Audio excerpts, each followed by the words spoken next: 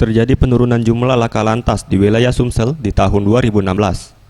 Hal tersebut disampaikan Kombes Pol R. Slamet Santoso, Dirlantas Polda Sumsel. Untuk jumlah laka lantas sampai akhir tahun 2016 mencapai 1.384 kasus.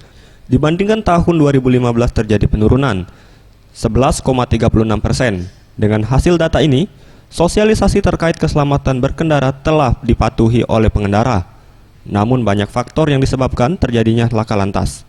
Untuk itu, kedepannya pihaknya akan menambah personil jajaran Dirlantas Sumsel yang berkoordinasi dengan Polsek dan Polres di wilayah Sumsel untuk bertugas, mengamankan dan memberikan sosialisasi ke tengah masyarakat tentang penting keselamatan dalam berkendara.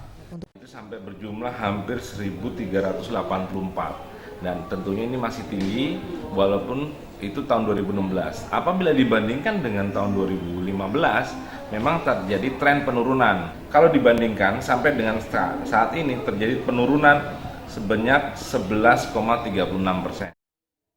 Dirinya menambahkan, di akhir tahun ini akan terjadi kemacetan di sejumlah titik di wilayah Palembang karena libur sekolah dan tahun baru. Untuk itu, ia menghimbau kepada masyarakat untuk mencari jalan alternatif lain, terutama di pintu masuk lintas kabupaten dan provinsi yang sering terjadi kemacetan. Farel Dwi Satria, Sriwijaya TV.